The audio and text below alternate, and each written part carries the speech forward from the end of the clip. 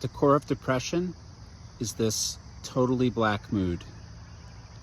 You could try to describe it as feeling sad, empty, or hollow, but honestly, those words don't really do it justice. The mood tells you what to think, what to do, who to be. That's why they call depression a mood disorder. If you've been through it, you tend to stay vigilant for that mood. You're always looking over your shoulder for it to return. I know I do. And if there's any sign, any indication that it is coming back, you can go a little crazy. You're confused. What is this I'm feeling? Is this normal or is this depression? You're sad.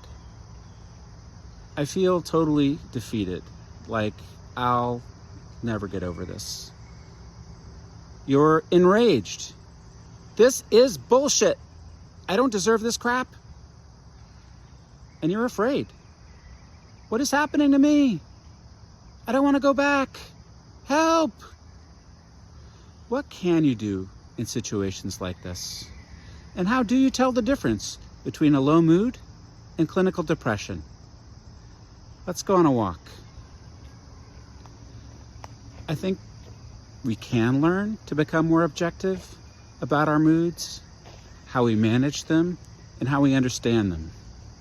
I say that as someone who's been depressed, who's studied depression for 25 years, and who's talked to a lot of people who struggle with it.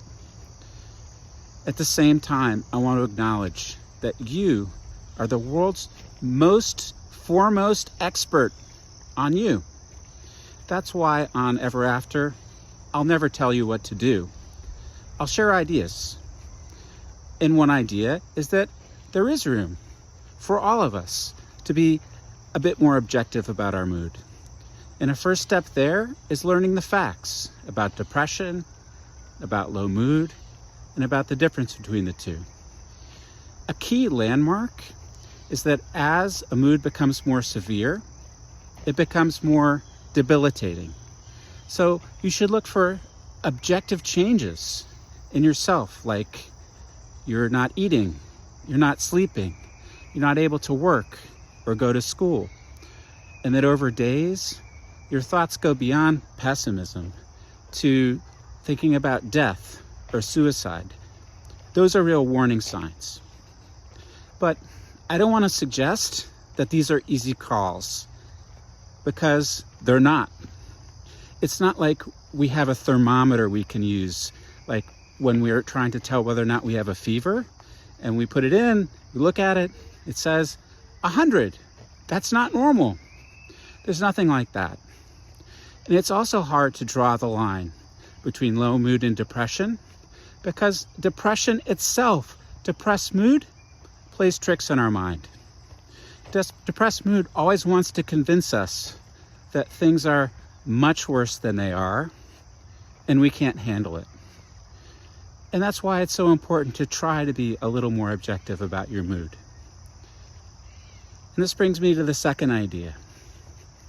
Unfortunately, for many of us, even people who are doing really well, there will be a time when your mood spirals downward.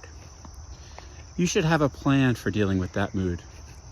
And you should develop that plan now. Think of it as a break glass plan.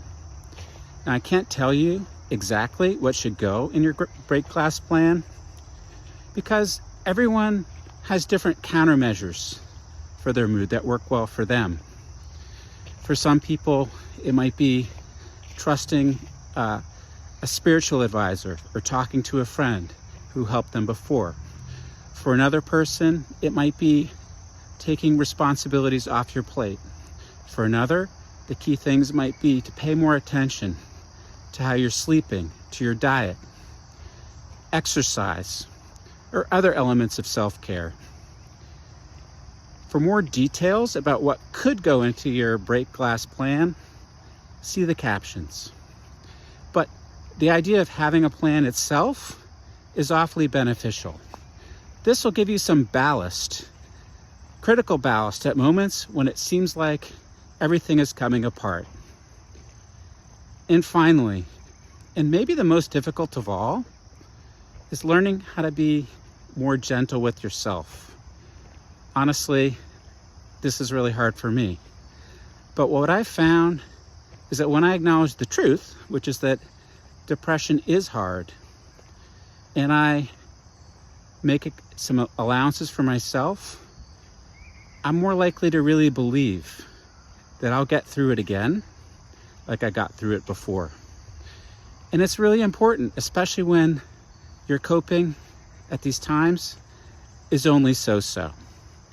So at these moments, these scary moments, when it feels like depression is coming back, throw yourself a little lifeline to yourself by acknowledging that depression is hard and believing that you can do it because you can.